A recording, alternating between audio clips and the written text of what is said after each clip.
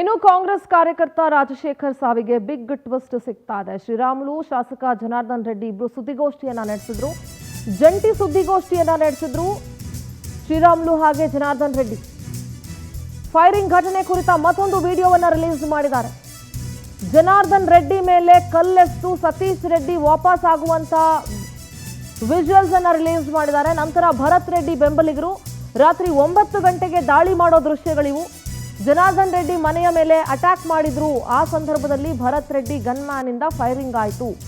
ರಾಜಶೇಖರ್ ಸಾವಿಗೆ ಎಲ್ಲೋ ಒಂದ್ ಕಡೆ ಮೊದಲೇ ನಿರ್ಧಾರ ಮಾಡಿ ಈ ರೀತಿ ಮಾಡಿದ್ರಾ? ಈ ವಿಡಿಯೋ ಬಗ್ಗೆ ಎಳೆ ಎಳೆಯಾಗಿ ಬಿಚ್ಚಿಡ್ತಾರೆ ಜನಾರ್ದನ್ ರೆಡ್ಡಿ. ಡಿಸಿಎಂ ಡಿಕೆಶಿ ವಿರುದ್ಧ ಕೂಡ ಗುಡುಗಿದ್ರು ಶಾಸಕ ಜನಾರ್ದನ್ ರೆಡ್ಡಿ.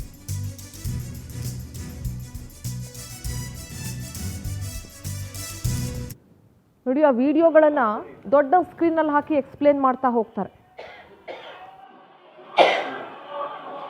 ಲಾಠಿ ಇಟ್ಕೊಂಡಿರೋರ್ಗೆ ಬಂದು ಪೊಲೀಸ್ ಆನ್ ಮಾಡಿ ಹಂಗೆ ಸ್ಲೋ ಅಪ್ಪಣ್ಣ, ಎಲ್ಲಿ ನಿಲ್ಸಂದ್ರೆ ಅಲ್ಲಿ ನಿಲ್ಸಣ. ಲಾಠಿ ಚಾರ್ಜ್ ಮಾಡ್ತಾ ಇದ್ದಾನೆ.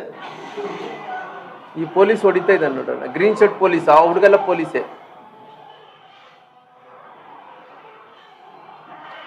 ಹುಡುಗ ಇಲ್ಲಿದ್ದಾನೆ ರಾಜಶೇಖರ್, ಇಲ್ಲಿದ್ದಾರೆ. ರಾಜಶೇಖರ್ ಓಡಿ ಬರ್ತಾ ಇದ್ದಾನೆ ಹಿಂದಕ್ಕೆ. ಇದಾರೆ ನೋಡಿ, ಹೊಡಿತಾ ಇದ್ದಾರೆ ನೋಡಿ, ಪೊಲೀಸ್ ಹೊಡಿತಾ ಇದ್ದಾರೆ. ಇದು ಪೊಲೀಸ್ ಲಾಠಿಯಿಂದ ಹೊಡೆದ. ಆ ಗ್ರೀನ್ ಶರ್ಟ್ ಪೊಲೀಸ್ ಕೈಗೆ ಬ್ಲಡ್ ಆಗುತ್ತೆ. ಪೊಲೀಸ್ ಅವರು ನನಗೇನಾದ್ರೂ ಬ್ಲಡ್ ಬಿಟ್ಟಿದೆ ಅಂತ ಹೇಳಿ ಅವ್ರು ಮತ್ತೆ ಒರೆಸ್ಕೊಂಡು ನೋಡಿದ್ದಾರೆ. ನಾಳೆ ವಿಟ್ನೆಸ್ಗೆ ಅವನು ಬರ್ತಾನೆ.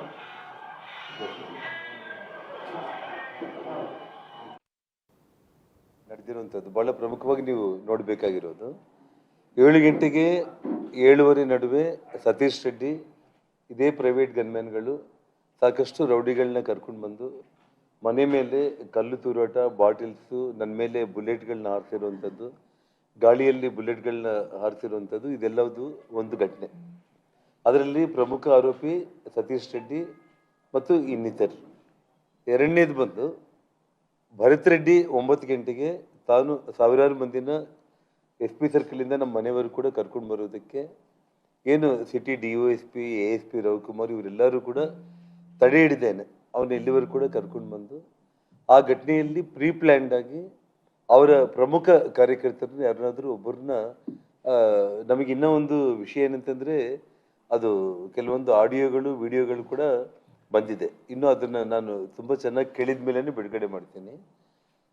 ಚಾನಲ್ ಶೇಖರ್ ಅಂತೇಳಿ, ಚಾನಲ್ ಶೇಖರ್ ಚಂದ್ರಶೇಖರ್ ಚಾನಲ್ ಶೇಖರ್ ಆ ಹುಡುಗನ್ನ ಕೊಲೆ ಮಾಡಿಬಿಡ್ಬೇಕಂತ ಪ್ಲಾನ್ ಮಾಡಿದ್ರು ಈ ಗಲಾಟಿನಲ್ಲಿ.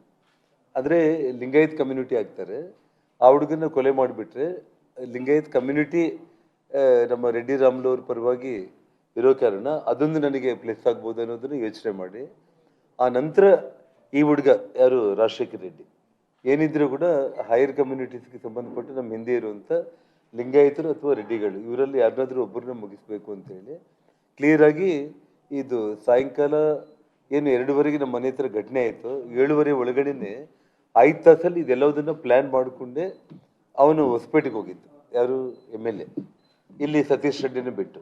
ಆದರೆ ಸತೀಶ್ ರೆಡ್ಡಿ ಕೈ ಮೀರಿ ಸತೀಶ್ ರೆಡ್ಡಿನೇ ತಗೊಂಡೋಗ್ಬಿಟ್ಟು ಆಸ್ಪತ್ರೆಯಲ್ಲಿ ಅಡ್ಮಿಟ್ ಮಾಡುವಂಥ ನಾಟಕ ಅಲ್ಲ. ಪತ್ರಕರ್ತ ಬಳ್ಳಾರಿ ಪ್ರತಿನಿಧಿ ವೀರೇಶ್ ದೂರವಾಣಿ ಸಂಪರ್ಕದಲ್ಲಿ ಜಾಯ್ನ್ ಆಗ್ತಿದ್ದಾರೆ. ವೀರೇಶ್, ಇವತ್ತು ಶ್ರೀರಾಮುಲು ಹಾಗೆ ಜನಾರ್ದನ್ ರೆಡ್ಡಿ ಮತ್ತೆ ಜಂಟಿ ಸುದ್ದಿಗೋಷ್ಠಿಯನ್ನು ನಡೆಸಿ ಒಂದಷ್ಟು ವಿಡಿಯೋಗಳನ್ನು ಎಕ್ಸ್ಪ್ಲೇನ್ ಮಾಡಿದ್ರು, ವಿಡಿಯೋಗಳನ್ನು ರಿಲೀಸ್ ಮಾಡಿದ್ರು ಕೂಡ. ಹೌದು, ಎಲ್ಲೋ ಒಂದ್ ಕಡೆ ಅನುಮಾನ ವ್ಯಕ್ತಪಡಿಸ್ತಾರೆ, ರಾಜಶೇಖರ್ ರೆಡ್ಡಿಯ ಹತ್ಯೆಗೆ ಮೊದಲೇ ಪ್ಲಾನ್ ಮಾಡ್ಕೊಂಡಿದ್ರು ಅವರು ಅಂತ ಹೇಳ್ತಾರೆ. ಏನ್ ಹೇಳ್ತೀರಿ ವೀರೇಶ್ ಈ ಎಲ್ಲ ಡೆವಲಪ್ಮೆಂಟ್ಗಳ ಬಗ್ಗೆ?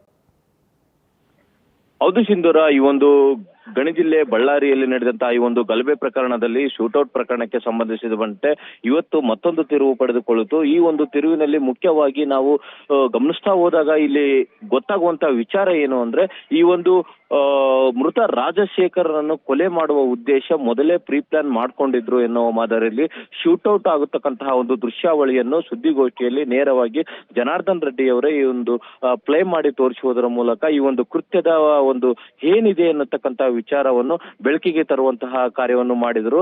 ಆಗ ಈ ಒಂದು ಪೂರ್ವ ನಿಯೋಜಿತವಾಗಿ ಈ ಒಂದು ರಾಜಶೇಖರನ್ನು ಹತ್ಯೆ ಮಾಡಲು ಸಹ ಪ್ರೀ ಪ್ಲಾನ್ ನಡೆದಿತ್ತು ಎನ್ನತಕ್ಕಂತಹ ಗಂಭೀರ ಆರೋಪವನ್ನು ಸಹ ಜನಾರ್ದನ್ ರೆಡ್ಡಿ ಅವರು ಮಾಡ್ತಾರೆ. ಅದರಲ್ಲಿ ಮುಖ್ಯವಾಗಿ ಈ ಇದು ಆಕ್ಚುಲಿ ರಾಜಶೇಖರ್ ಕೊಲೆ ಆಗೋಬೇಕಾದಂತಹ ಒಂದು ಸಂದರ್ಭ ಇರೋದಿಲ್ಲ. ದೊಡ್ಡ ಮಟ್ಟದಲ್ಲಿ ಇದು ಎಲ್ಲೋ ಒಂದು ಕಡೆ ಈ ಒಂದು ವೀರಶೈವ ಲಿಂಗಾಯತ ಸಮಾಜದ ಜಿಲ್ಲಾಧ್ಯಕ್ಷರಾಗಿರತಕ್ಕಂತಹ ಚಾನಾಳ್ ಶೇಖರ್ ಅವರ ಕೊಲೆ ಮಾಡಬೇಕು ಅಂತ ಸಂಚು ರೂಪುಗೊಂಡಿರ್ತದೆ. ಆದ್ರೆ ಅವರ ಅದೃಷ್ಟ ಗಟ್ಟಿ ಇದ್ದು ಅವ ವೀರಶೈವ ಲಿಂಗಾಯತ ಆಗಿರುವಂತಹ ಒಂದೇ ಕಾರಣದಿಂದಾಗಿ ಅವನನ್ನು ಬಿಟ್ಟು ಇವನನ್ನು ಶೂಟ್ ಮಾಡತಕ್ಕಂತಹ ಕಾರ್ಯಕ್ಕೆ ಮುಂದಾಗ್ತಾರೆ ಎನ್ನತಕ್ಕಂತಹ ಒಂದು ಗಂಭೀರ ಆರೋಪವನ್ನು ರೆಡ್ಡಿ ಅವರು ಸುದ್ದಿಗೋಷ್ಠಿಯಲ್ಲಿ ಮಾಡ್ತಾರೆ.